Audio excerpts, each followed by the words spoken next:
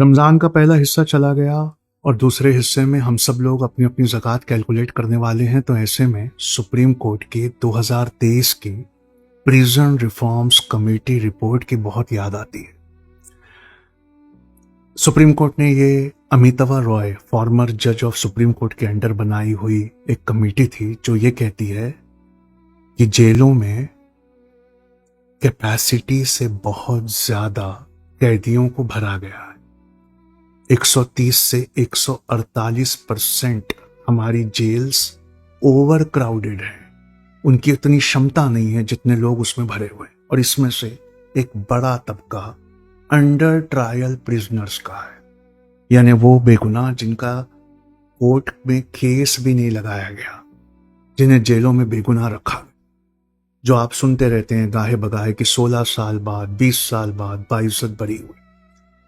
لیکن اس رپورٹ کا سب سے دل دہلا دینے والا حصہ جو ہے وہ یہ ہے کہ ایک سال میں 817 ان نیچرل ڈیتھس ہوئی ہیں جیلوں میں، اس میں سے 660 سوسائڈس ہیں، اور ان سوسائڈس میں بڑا پرسنٹیج ان لوگوں کا ہے جنہیں کسی بے گناہ ہونے کے باوجود کسی نہ کسی جھوٹے الزام میں پھنسا کر لایا گیا۔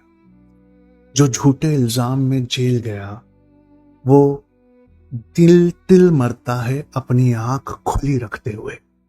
ایڈوکیٹ مبین سولکر صاحب کی ریسرچ میں انہوں نے نیو یارک کے پولیس کمشنر کو کوٹ کیا ہے کہ جو جیل گیا اس نے اپنی آنکھ کھلی رکھی اور وہ موت کے قریب چلتا رہا۔ یہ لوگ 3 وجہوں سے سوسائڈ کرتے ہیں۔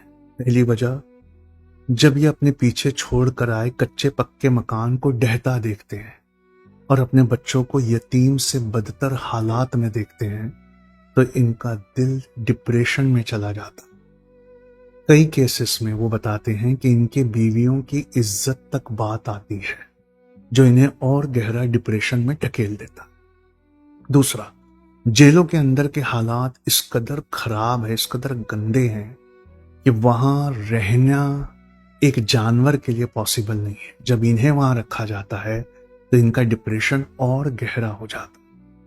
تیسرا، جب ان کی وجہ سے ان کے پورے محلے کو سزا دی جاتی ہے، یا بلڈوزر چلا کر، یا ان کی وجہ سے جب ان کے پریوار اور پڑوسیوں پر آنچ آنے لگتی ہے تو اس بات سے یہ اور ڈپریس ہو جاتے ہیں۔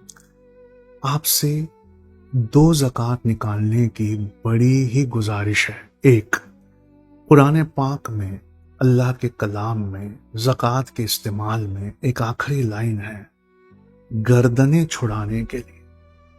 تو آپ سے دل کی گہرائیوں سے یہ گزارش ہے کہ پہلے تو یہ زکوٰۃ نکالیے کہ ایک حصہ دیجیے بے گناہوں کو چھڑانے کے لیے۔ آپ یقین نہیں جانتے جتنا اسلام میں جانتا ہوں، یہ حج کرنے اور ساری رات نفل پڑھنے اور ساری زندگی روزہ رکھنے سے بھی بڑا ثواب ہے بے گناہوں کی گردنیں چھڑانا۔ دوسری زکوٰۃ جس پر اب میں آ رہا ہوں یہ تھوڑی اور بڑی ہے۔